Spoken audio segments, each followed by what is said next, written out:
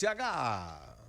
Não dá para discutir a superioridade do time do Vila. Foram 23 arremates contra 8 chutes a gol. É muito volume de jogo. Só que no gol da Ponte tinha o Kaique França.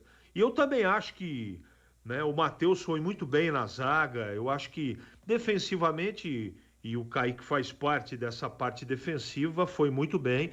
Eu acho que a Ponte fez um segundo tempo melhor que o primeiro tempo. Mas o Vila Nova tem um time ajeitado, vive um momento melhor que o time da Ponte. Ninguém esperava nada diferente.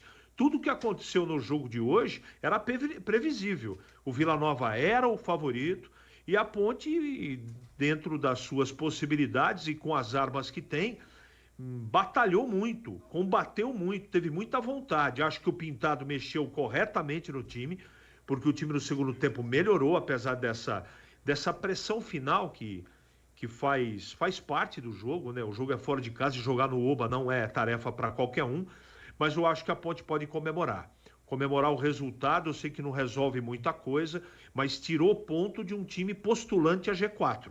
Tirou um ponto fora de casa.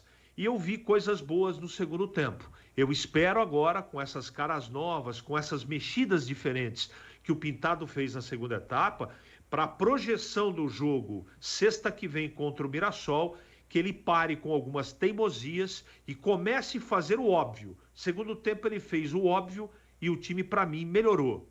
Edu. Vamos lá, 1-1, hein? Vila Nova e Ponte.